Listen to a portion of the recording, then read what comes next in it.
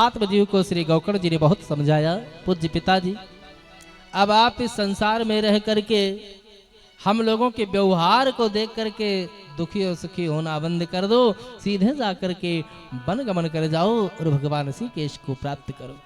महाराज गौकर्ण जी की बात मान करके आत्मदेव जी ने गृह त्याग कर दिया। आत्मदेव जी स्वयं काशी विद्याध्ययन हेतु चले जाते हैं। अब घर में अकेले बचा धुंधकारी और धुंधली। धुंधकारी ने पाप करते करते सारे धन को घर के समाप्त कर दिया। एक दिन अपनी माँ के केस को पकड़ करके परेशान करने लगा। बताइए पूज्य पिताजी ने कहाँ सारी संपत्ति छिपा के रखा है? माँ ने रो करके कहा, पुत्र मेरे पास कुछ नहीं बचा है, अब घर में फूटी कौड़ी नहीं है, रात्रि में कहीं बेटा फिर ना मारे इस डर के मारे धुंधली भगती है, अंधकूप में जाकर के गिर जाती है, जीवन लीला समाप्त हो जाती है। अब अकेले घर में बचा धुंधकारी। अभी तक जिन पापों को कर रहा था उनके प्रायश्चित का समय मिल सकता था, लेकिन अब उसने जो पाप करना प्रारंभ किया, ये पाप संसार का महापाप है प्यारे। व्यभिचार, दुराचार, वैश्याओं के जाल में फंस जाता है और उनको प्रसन्न करने के लिए चोरी करने लगा। एक दिन राज्य के राजा के यहाँ जाकर के बहुत सारे गहनों को चुराया और ला करके उन वैश्याओं को दिया। वैश्याएं जैसे उस गहने को पाती हैं, मन में लोभ आया और सोचा क्यों ना इसको ठिकाने लगा दिया जाए और अपने राम सब यहाँ से समेट के भाग जाएं। धुंधकारी को सारी वैश्याएं एक साथ मिलकर के मारने लग जाती हैं। पापी के प्राण इतना जल्दी नहीं निकलते हैं। उसी में से एक ने कहा क्यों ना इसके मुख में जलती हुई लकड़ी को डाल दिया जाए, और जलती हुई लकड़ी के डंडे को ला करके जैसे उसके मुख में डाला, बिलबिला करके अपने प्राण का समापन कर देता है। और सारी वैश्याओं ने वहीं पर धुंधकारी को घर में ही गड्ढा खोद करके गाड़ दिया है। सारी संपत्ति लेकर के चली जाती है। महान प्रेत बना धुंधकारी। बहुत दिन के बाद विद्याध्ययन करने के बाद जब महाराज गौकर्ण जी घर पर आए, लोगों से पता चला पूज्य पिताजी नहीं रहे, माँ नहीं रही, भाई का भी कुछ अता पता नहीं है, तो मन में सोचा कि चलो गया श्राद्ध करें, पिंडदान करें। गया में जाकर के श्राद्ध किया, पिंडदान किया। गया श्राद्ध का बड़ा सुंदर महत्व आया है, संत महात्माओं ने बताया है। ये जितने लोग गया में जाते हैं पिंडदान करने के लिए, कितने लोग गए हैं जगन्नाथ जी? हाथ उठाएंगे। प्रेम से बोले वृंदावन बिहारी लाल की। चलो ठीक है, नहीं गए तो जाएंगे, भविष्य में जाना चाहिए। ये गया की कथा आती है। गयासुर नाम का एक दैत्य था, बहुत पापी था, देवताओं को बहुत परेशान करता था। एक बार देवताओं ने जाकर के भगवान श्री हरि से कहा, प्रभु आप हमारी सुरक्षा करें, ये गयासुर हम लोगों को बहुत परेशान करता है, लेकिन गयासुर दानी भी बहुत है, भगवान आप उसके दान का सहारा लेकर के और उससे समाप्त कर सकते हो। भगवान ने कहा ठीक है। भगवान पहुंचे, गयासुर से कहा भैया मैं आपसे कुछ मांगना चाहता हूँ। गयासुर ने कहा सरकार जो इच्छा हो मांग लो। भगवान ने कहा अपना वक्षस्थल मुझे दे दो और इस पर हवन कुंड बना करके 1000 साल तक मैं यज्ञ करना चाहता हूँ। गयासुर ने कहा यो मस्तु सरकार, ऐसा ही होगा। भगवान ने उसके वक्षस्थल पर देवताओं से यज्ञ कुंड बनवाया और 1000 वर्षों तक यज्ञ होती रही। जब पूर्णाहुति हो गई तो गयासुर उठने लगा। देवताओं ने कहा सरकार आप तो स्वाहा करा करके चले जाओगे, लेकिन हम देवताओं को चुन चुन करके मारेगा नाथ। हम लोगों ने खूब बड़े बड़े सुंदर वैदिक मंत्रों को बोल बोल करके स्वाहा किया है, हम सबको नहीं छोड़ेगा, सरकार कोई उपाय करो।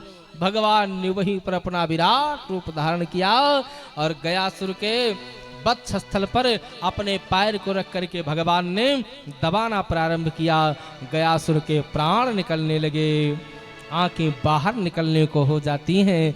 गयासुर ने हाथ जोड़ करके भगवान से प्रणाम किया, सरकार आज मेरे जीवन की इति होने जा रही है, लेकिन एक वरदान मुझे दे दो नाथ।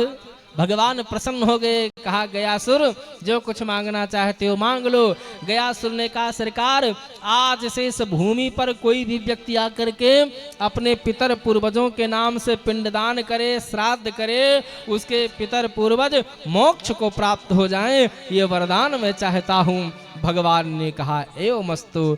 तभी से गया में लोग जाकर के पिंडदान करते हैं कि मेरे माता पिता दादा दादी सभी का उद्धार हो जाए।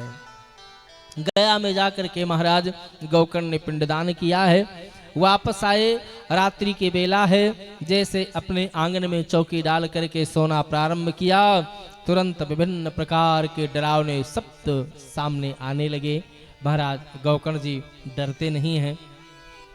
जल उठा करके अभिमंत्रित करके जैसे छींटा डाला, वहां से तुरंत स्वर आता है अहम भ्राता त्वदीयोऽस्मि, अहम भ्राता त्वदीयोऽस्मि धुंधकारी इति नामतः स्वकीयनेव दोषेण ब्रह्मत्वं नासितं मया। हे भैया मैं आपका भाई धुंधकारी हूँ, मैंने बहुत पाप किया है, अपने ब्राह्मणत्व को मैंने नष्ट कर दिया, महान प्रेत बना हूं, सरकार मेरा उद्धार करो। महाराज गौकर्ण जी ने कहा इतनी रात तो मुझे परेशान मत करो, पहले ये बताओ गया में जाकर के श्राद्ध किया, पिंडदान किया, तेरा उद्धार नहीं हुआ? धुंधकारी ने कहा सरकार एक नहीं हजारों श्राद्ध गया में करो, पिंडदान करो, मेरा उद्धार होने वाला नहीं है, क्योंकि मैंने छोटा मोटा पाप नहीं किया है, थोक भाव में पाप किया है, बहुत बड़ा प्रेत बनाऊं। गौकर्ण जी ने कहा ठीक है सुबह की बेला होने दो। सुबह की बेला होती है, महाराज गौकर्ण जी ग्राम वासियों से निवेदन करते हैं हमारा भाई धुंधकारी प्रेत हो गया है, उसका उद्धार कैसे होगा? गांव के लोगों ने बताया महाराज आप जैसा विद्वान भला इस चीज को न जान पावे तो हम लोग क्या बताएंगे। हाँ इतना है सरकार, अगर भगवान भास्कर से पूछा जाए, सूर्य नारायण से पूछा जाए तो कोई उपाय बता सकते हैं, लेकिन जो उनके रथ को स्तंभित कर देगा वही उनसे संवाद कर सकता है। दूसरे दिन की बेला होती है, महाराज गौकर्ण जी भगवान सूर्य नारायण की आराधना करते हैं। भगवान सूर्य प्रकट हो जाते हैं और उन्होंने कहा है हे पुत्र अपने भाई को प्रेत योनि से मुक्त कराने के लिए आपको सप्ताह ज्ञान यज्ञ करना पड़ेगा, श्रीमद् भागवत की कथा सुनाओ, आपका भाई प्रेत योनि से मुक्त हो जाएगा। महाराज गौकर्ण जी ने गांव वासियों से कहा भैया मैं तो अकेला हूँ, मेरा सहयोग करो।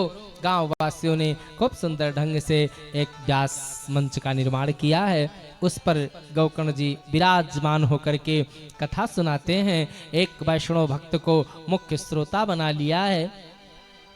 हनुमान जी महाराज को स्थापित करने के लिए जो ध्वज पताका आया था उसी का भाग नीचे कुछ बड़ा होने के नाते काट दिया था, उस बांस को जगह पर खड़ा कर दिया था। संयोग से उसमें 7 ही गांठ थी। जब सभी देवी देवताओं का आगमन हुआ, सब लोग कथा सुनने के लिए आए। प्रेत भी आया, धुंधकारी भी आया, लेकिन एक तरफ पुरुष वर्ग, एक तरफ महिला वर्ग, एक तरफ ब्रह्मचारी, एक तरफ सन्यासी, सब लोग बैठ गए।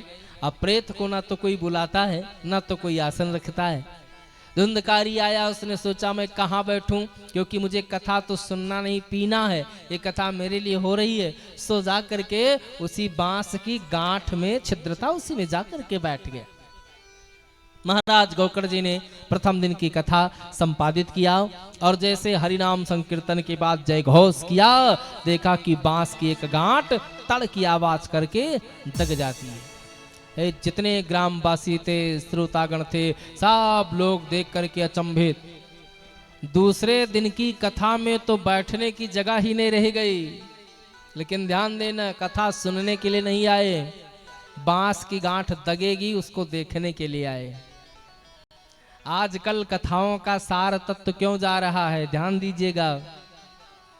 कथा बहुत कम हो रही है, मनोरंजन बहुत हो रहा है।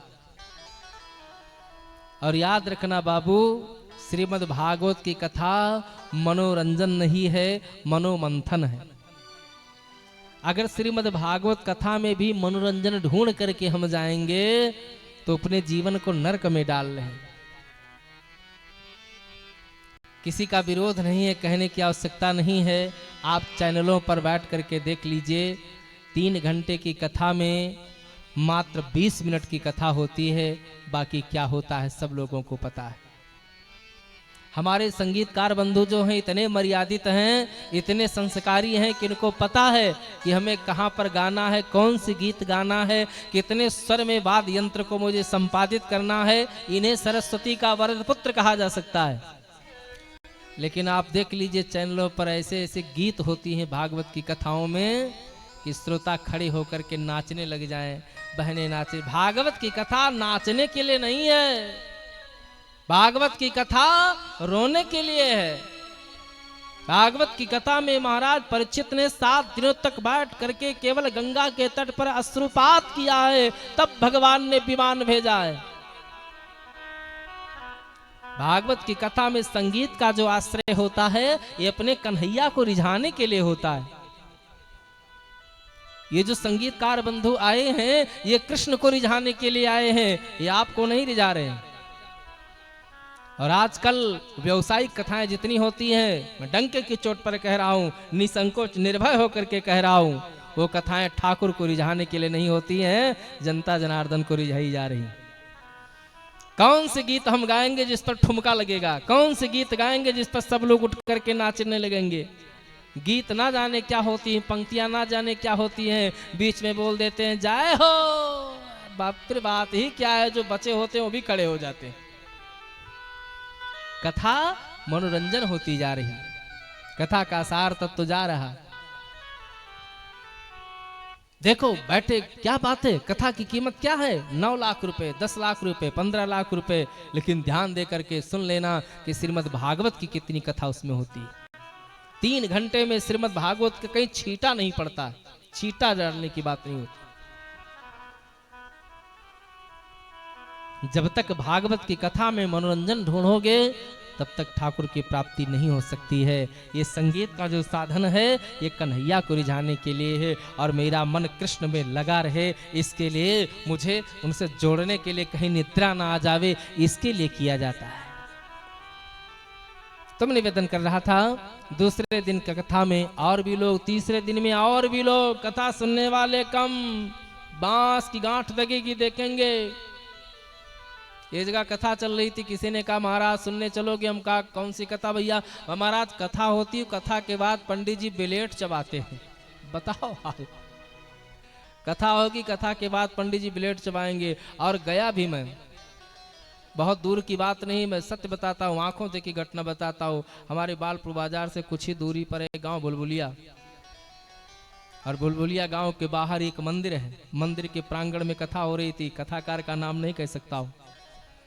कथा जब पूरी हो गई तो एक महोदय आए और उन्होंने थाली में ब्लेड के टुकड़े को रखा था। सब लोगों ने देखा ब्लेड का टुकड़ा है, और उठा करके चबाने लगे। कैसे चबा रहे थे, क्या उनकी कला थी भगवान जाने। एक आया वो ट्यूबलाइट जो होती है उसको उठा करके सिर पर फोड़ने लगा, दागने लगा। एक आया वो थाली लेकर के उंगली में नचाने लगा। ये सब भागवत की कथा में हो। जिस कथा को महाराज परीक्षित केवल अश्वपूरित नेत्रों से 7 दिन तक सुनते रहे, उस कथा में भीड़ जुटे, इसके लिए ब्लेड चबाए जा रहे हैं, ट्यूबलाइट सिर पर फोड़ रहे हैं, थाली नचा रहे हैं। क्या उद्धार होगा समाज का। 5-5 घंटा स्वयं श्रृंगार करके तब मंच पर आकर के बैठते हैं, और पास ही में आप देखेंगे पोथी के पास में बंदर वाला शीशा भी रखा रहता है। उसमें देखते रहते हैं कि हाफ हंसेंगे तो कैसा लगेगा, फुल हंसेंगे तो कैसा लगेगा। जनार्दन को रिझाओ, जिस दिन जनार्दन रिझ जाएगा कल्याण हो जाएगा। भागवत की कथा प्यारे रोने के लिए है। गोविंद के गुणान बात सुनकर के अश्रुपात करते रहो।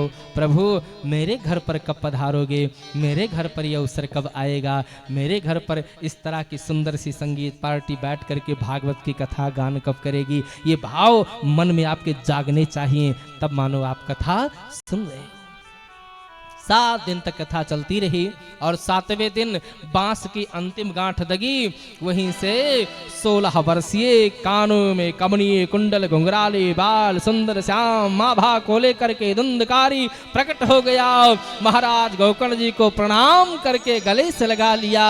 साहब ने देखा भगवान हरि के पार्षद नंद और सुनंद दोनों सोने का दिव्य रथ लेकर के आए हैं और धुंधकारी को उसी रथ में बिठा करके भगवत धाम लेकर के चले गए। जितने ग्रामवासी थे सब लोगों ने महाराज गोकर्ण जी से कहा, प्रभु ये तो पक्षपात हो गया। व्यवस्था सब हम लोगों ने किया, व्यास मंच हमने बनाया, सारी व्यवस्था तैयारी हमने किया, आपका भाई तो भगवत धाम चला गया, हम ग्रामवासी बैठे रह गए। गोकर्ण जी ने कहा, जाने के लिए तैयार हो? आज भी कुछ लोग मूर्खतावश प्रश्न करते हैं। महाराज ये बताओ, इसी कथा को महाराज गोकर्ण जी ने सुना तो 7वें दिन विमान चला आया। इसी कथा को आज लोग सुनते हैं, विमान क्यों आता है? अरे बुद्धू, जाने के लिए तैयार हो? ना जाने कितने ऑपरेशन शरीर में हो जाते हैं, फिर भी डॉक्टर साहब से कहते हैं सरकार बचा लीजिए किसी तरीके से, कीड़ा शरीर से निकलता रहता है, फिर भी जीने की कामना करते हैं। उलूल जुलूल प्रश्न नहीं करना चाहिए। श्रीमद् भागवत की कथा में विमान आने का अर्थ है कि जो कार्य मैं कर रहा हूँ ये बिना मान के हो रहा है। हे प्रभु, मेरे बस की बात नहीं थी श्रीमद् भागवत का अनुष्ठान अपने घर पर करवा पाना। हे माधव, हे गोविंद, आपकी कृपा से हो रहा है। प्रभु आप अकारण करुणा वरुणालय भक्त वांछा कल्पतरु कर्तुम अकर्तुम अन्यथा कर्तुम समर्थ प्रभु वैकुंठाधिपति की कृपा से मेरे घर पर हो रहा है। बिना मान के सारा कार्य हो जाए वही मानो विमान है। बाकी विमान आ भी जाए तो जाने के लिए कौन तैयार है? कहीं 2 शब्द हिंदी की आ गए, एक चौपाई मानस की आ गई, रंग सिर पर लगाया, चल करके पंडित जी से उल्टा प्रश्न करते हैं, वही कथा सुन मत करना। भगवान बड़े दयालु हैं। महाराज गोकर्ण जी ने कहा, आप सब जाने के लिए तैयार हो? अखिल ग्रामवासियों ने कहा, हाँ सरकार, मैं भी भागवत की कथा को सुन करके गोविंद के धाम को पाना चाहता हूँ। आषाढ़ मास में कथा सुनाया था महाराज गोकर्ण जी ने अपने भाई धुंधकारी को, और श्रावण का महीना आया, शुक्ल पक्ष आया, पंचमी की तिथि आई। उसी व्यासपीठ पर श्री गोकर्ण जी महाराज बैठ करके आत्मदेवपुर के समस्त नागरिकों को श्रीमद् भागवत की कथा सुनाया। अब की बार पूरा गांव सतर्क है, क्योंकि महाराज गोकर्ण जी ने कहा था भागवत की कथा में यदि श्रवण भेद नहीं होगा तो फल भेद नहीं हो सकता है, और श्रवण भेद होगा तो फल भेद होना आवश्यक है। हम किस प्रकार से कथा को सुन रहे हैं? 7 दिनों तक निराहार बैठा रहा धुंधकारी, जल भी नहीं पिया। यहां पर श्रोता वक्ता दोनों हर 10 मिनट पर नाश्ता चाहिए हैं। श्रीमद् भागवत कथा में स्पष्ट लिखा हुआ है कि कथा को निराहार किया जाए। कहा महाराज अगर ना चल पावे तो कहा जल का सेवन किया जाए। कहा महाराज उस पर भी ना चल पावे तो कहा फल का सेवन किया जाए। कहा महाराज उस पर भी ना चल पावे तो कहा एक समय फल का सेवन, एक समय भोजन कर लिया जाए। कहा महाराज उस पर भी ना चले तो कहा दोनों समय भरपेट आहार लो, लेकिन मन लगा करके भगवान की कथा सुनो। श्रोता का मन लगा रहता है कि मुझे क्या क्या करना है, सारी जिम्मेदारी है, और वक्ता का मन लगा रहता है कार्ड बटा कि नहीं। तमाम पंडित जी श्रोता को यजमान को डांटते हैं, भैया ढिलवाही बहुत किया हो कार्ड बांटम, हमरे ओहर के जो कार्ड हुई तो हम दे दियो हम लिया जाबे, दल बांटम बहुत ढिलवाही किया। कथा हमको कितना सुनानी है, कथा से हमारा यजमान परिकर कितना लाभान्वित होगा, हमारा श्रोता समाज कितना आह्लादित होगा, ये वक्ता के विवेक में नहीं है। वक्ता देख रहा है कितना कार्ड बंट चुका है, कितने लोगों का भंडारा होगा। छोड़ो बाबू, जो आपके भाग्य में होगा मिलेगा। जहां पर नारायण की सेवा होगी वहां लक्ष्मी स्वतः आएंगी, और जहां नारायण से विमुखता है, केवल मनोरंजन ढूंढा जा रहा है, सहजता में पैसे की डिमांड की जा रही है, वहां पर आई हुई लक्ष्मी भी रास्ता काट देती है। और जहां मन लगा करके गोविंद को रिझाने के सारे गुर हम लगा देते हैं, वहां पर मेरी माँ लक्ष्मी पुत्रवत स्नेह करके मेरे पास स्वतः चली आती है। अब की बार जितने ग्रामवासी हैं सब लोगों ने आहार का त्याग कर दिया है, संयम पूर्वक रह करके श्रीमद् भागवत की कथा सुनते हैं। अब की बार ठीक 7वें दिन जैसे महाराज गोकर्ण जी ने जय घोष किया, आकाश मार्ग से चमचमाता हुआ सोने का दिव्य रथ उतर के आता है और अब की बार तो भगवान श्याम सुंदर स्वयं पधारे हैं। महाराज गोकर्ण को भगवान ने अपनी भुजा पास में भर लिया। जय हो महाराज, आपके जैसा वक्ता होना बड़े सौभाग्य की बात है। ये ग्रामवासी सब उद्धार गति को प्राप्त हो गए, मोक्ष गति को प्राप्त हो गए। सभी को लेकर के हमारे भगवान अपने दिव्य धाम को चले जाते हैं। इतनी सुंदर चर्चा पूज्यपाद व्यासात्मज भगवान श्री सुखदेव जी ने महाराज परीक्षित को सुनाया।